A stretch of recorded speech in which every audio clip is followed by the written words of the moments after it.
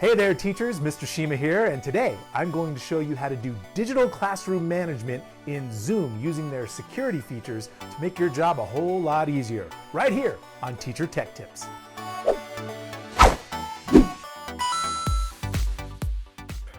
Okay, here we are in a Zoom meeting that I've already set up.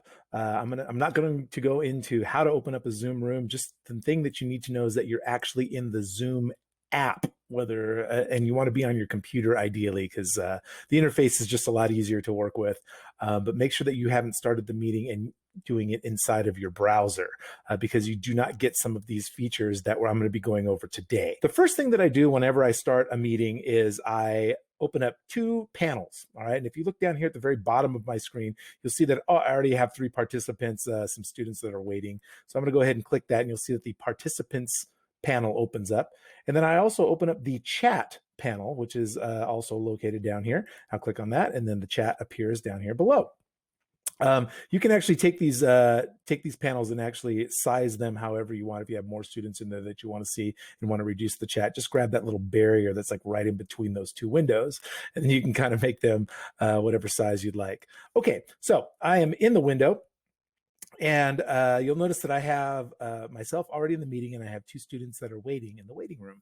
So today I'm going to go over the security features that Zoom has implemented that is actually, I feel, targeted towards educators like us to make our job as digital classroom managers a little easier. We can be a little quicker on the draw if we need to handle certain situations, and certainly to set up some things ahead of time so we don't have to worry about any potential problems. You might have heard about Zoom bombing. You might have heard about just people coming in and doing shenanigans in your room.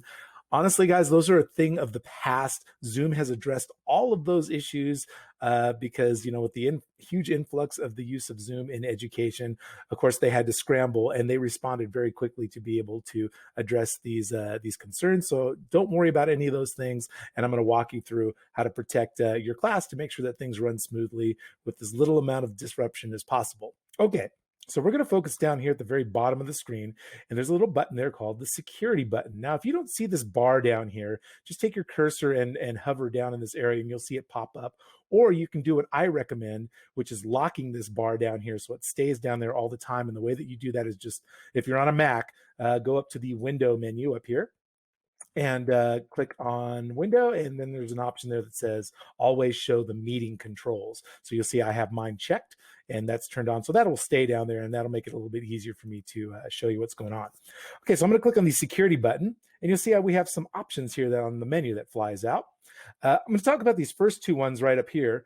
First is the enable waiting room. Now, there's a check mark there, and the reason why that is because by default, Zoom has made it for when you open up a Zoom meeting that the waiting room is an option that is on.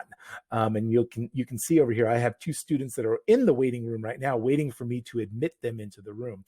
This is Zoom's first gatekeeper level, if you want to call it that, to make sure that you're only letting in the people in the room that you want to have in the room. Okay, so let's say I have Baby Ridgeway and I have Rocky Balboa hanging out. Now on their screen, they're just seeing a blank screen that says waiting for the host to admit you into the room. The great thing about this, though, is you can actually send messages, chat messages, to the people that are in the waiting room. And this is a great opportunity as a teacher for you to be able to do an initial level of management. Maybe you've already sent out an email to your class and said, look, when we have our live Zoom meetings, I expect two things: that your profile picture matches who you are, and that your name is your first name only. All right, and that it is the right name. You can see I have Baby Ridgeway and Rocky Balboa here. I know that those names are not right, and certainly their pictures don't match those kids. So I might want to send a message to them, and I can just come up here and click on the word message. And down here in the chat, you'll see that the to field changes into everyone in the waiting room. And I can send a message here saying, change your profile pic and your name. Okay, and I'll let you in. Let you in. Okay, there we go. And then I'll send that message to them. Boop. Okay, and then they'll receive that. Now, one thing that you need to know about these messages going out to the waiting room is only the students that are in the waiting room will actually see them. If any students join the waiting room after you've sent that message, they won't see that message, so you'll need to send it again for the new students that have arrived. So you do have the option up here to admit everyone all at one time. If you see like, okay, that's everybody that I need, I'll just admit them all, or you can admit them one by one. Or you have this button here called remove. So if you see anybody that's suspicious or you think might be causing some shenanigans, you can click on remove and it'll take them out of the waiting room, and they will not be able to join your meeting again from that point on. They've been marked, so to speak, and they will not be able to even join in the waiting room anymore too. So be careful of that, because if you remove a student that actually you do want to have in there by accident, they won't be able to get back in and you'll have to re-invite them. Okay, so they're there. I'm going to go ahead and admit Rocky Balboa for right now. And you'll see Rocky Balboa pop in here shortly. While they're doing that, I'm going to talk about another feature here on the security button, and that's the one at the very top called the lock meeting. Okay, so once the lock meeting has been enabled, all right, and you can see there's Rocky Balboa right there. I'm going to click on the gallery view so I can see all of my students, by the way. Good thing to know for some teachers that want to see all of the faces at the same time. Make sure that you're in gallery view. It'll say gallery view. I'll go back to speaker view, and then that will be the one that's the kind of the focused speaker. Okay, but I'll go to gallery view. Once everyone's in there, you can lock the meeting. I'll show you what that looks like. I'll go to lock meeting, and I'll get a little message that says, "You've locked the meeting." No one can come, no one else can come inside. No one can join the meeting at that point. Now, if for some reason one of your students has their internet goes down or whatever, their battery on their cell phone runs out, and they need to get back in because the internet has dropped them from the meeting, you will have to unlock that meeting, and you can do that simply by just going back up there and clicking on lock meeting again. You'll get the message you've unlocked the meeting, and new participants can now join again. All right, so those are two levels of security there as far as who joins your meeting and who you allow to come inside the room, so to speak. Honestly, I feel like the waiting room is really all you need for most teachers. Locking the room is definitely very extreme. Because you have that first gatekeeper level, you can always see who's in the waiting room, and you can remove them if you need to. Okay, let's go on to the next one. You have three things in the allow participants to section. All right, the first one is share screen. Now, why is that there? Well, if students want to share their screen with everybody in the room, so everybody in your Zoom room will see what's on that student's screen. Well, as cool as that can be, especially if you're reviewing their work, maybe as a class and you're doing class input or feedback on the student's project, and they can show that to the class. In an ideal world, that's what that feature is there for. And if your students are responsible, it's great. However, if a student wants to be funny and share their screen, and there's something inappropriate on the screen or something that's going to be disruptive on the screen, you don't want them just doing that randomly in the middle of your class meeting. So I turn that off. Okay, and once you've turned that off, you can still invite a student to share their screen when you're in share screen mode. We'll go into that on a different video, but at least it turns that off and they can't just automatically drop in and share their screen. Okay, the second thing that you can turn on or off is the chat. Okay, now I keep the chat on, but if you were to uncheck that right now, the chat would be disabled for all of the students in your class. All right, so if they tried to chat, they would get a message saying chat has been disabled. However, I like to keep mine on. Why? Well, you have some additional options here as far as how the chat functions in your room. And if you look down here on the lower right-hand side of my screen in the chat window, there's a button there that has 3 dots on it. When I click on it, you can see that it gives me some options there. And it says participants can chat with. You have no one, which means, again, they'll be disabled. They won't be able to chat with anybody. The second choice here, which is they can chat with the host only, which is me, the teacher, or you. And they can send messages, questions. They can answer a question that you have, and only you will see their responses. None of their other students will be able to see what they have said.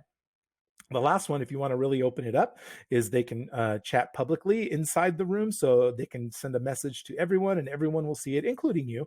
But they can also send messages one-on-one, basically the digital version of passing notes to their classmates. And obviously, when I'm doing a lesson, I don't want any of that stuff going on. So I will set it to host only, and that way they can communicate with me. If you as a teacher need to send a message specifically to a student, you can do that here on the to field. If you click on that, you can see that Rocky Balboa is there. I can send a message specifically to that student there. Okay? Good. That is the chat feature. Like I said, I usually do keep that on. The last one here is the rename themselves. Okay, now why is that? Well, because students, when they get into your room, they have the ability to change their name, how it appears next to their picture, or right here on the participants tab. Okay, now I know Rocky Balboa is not his real name. That's just Timmy, who's a big Rocky fan. All right, now as a teacher, I have some control here. I could boot Rocky Balboa back out to the waiting room and tell him to change his name and then come back in. How do I do that? Well, I can click on the more button and you can see that I can put him in the waiting room. All right, and say like, hey, go in the waiting room, change your name, come back in. Or I can just flat out rename him. So you can see that there's that option right there. And I'm going to do that right now. I'm going to click on rename and I'm going to call him Timmy. All right. And I will say boop. And now his name is Timmy. Okay, now what I want to make sure that I have though is that this is unchecked so they can't change their name back to Rocky Balboa. So I'll uncheck that. And on Timmy's end, the little button that would normally say rename, where he can click on it and rename himself, will now be gone. He won't be able to do that anymore. And that's for you, that impacts your entire class. All right. Now, the one thing that you do not have control of as a host is for them to be able to change their profile picture, which they can do in the middle of your meeting. So you can see like when their camera is turned off, like I have here for me, the profile picture will be showing there in that spot. It does give an opportunity for a student to throw up a picture that's either not them or something that might be disruptive or inappropriate. Okay, so in that case, how do you handle that as a teacher? Well, you have two options here. You can immediately click on that person's thumbnail picture in your class. And if you hover over them, you'll see that there's a 3 dots right up there in the corner. If you click on that, you have some options. You can either A, remove them completely, or you can stick them back in the waiting room. All right. So the equivalent of walking them out in the hall and said, now, Timmy, okay, we talked about making sure that you have an appropriate picture in the class. All right. So you can do that. Generally speaking, on a first offense, I'll dump them in the waiting room and send them a little message saying, can you please change your picture? Now, these are things that don't happen very often. But like I said, just like in the real world of classroom management, a student can shout something, draw something up on the whiteboard when you're not looking that could be inappropriate. And this is just the digital version of that. So you just need to know how to handle it. So the remove, the rename, and the waiting room options are also found here next to each of their individual names. You notice you click on the more and you can see there's the spotlight, make host, rename, and put them in the waiting room and record. Okay, so or remove, sorry. Let's take a look at the last security feature here, and that is the remove participant. Again, there's 3 places you can do that. So if a student's doing something inappropriate, you have 3 places you can click, either on their name and remove them from the room. You can click on their name in the participants tab, or right down here to remove them from the room as well. So that makes it very easy for us as teachers to be able to handle that really quickly. A couple other options that I do want to show you too as well is in the participants tab, you have these buttons here. First one's the invite button. If you need to, maybe you forgot about a student that you wanted to invite to the thing, you can click on invite and copy the invitation. And then post that into an email and send that to them so they can get into the room. But there is the mute all button. Next to each student, you'll see that they have a camera icon and a microphone icon. And if it has a red slash on there, that lets you know that their camera is off, like mine is currently right now. I can turn off Timmy's, stop video, and then you'll see that it goes to their thumbnails, initial or whatever image that they have there. Now, if you as a teacher turn off their video or you mute them, they will not be able to turn that back on unless you give them permission to. So like for Timmy, if I wanted him to start sharing his video again, I can say ask to start video, and then he'll get a request on his end saying, Mr. Shima is letting you turn on your video. Do you want to go ahead and do that now? Do you want to get a second chance, so to speak? And then we'll be able to do that. All right. Same thing with the mute all. If I click the mute all button and I mute all my students because I want them to all pay attention to whatever it is that I'm going to say for the next few minutes, I'll click on that and you'll notice that a little window pops up.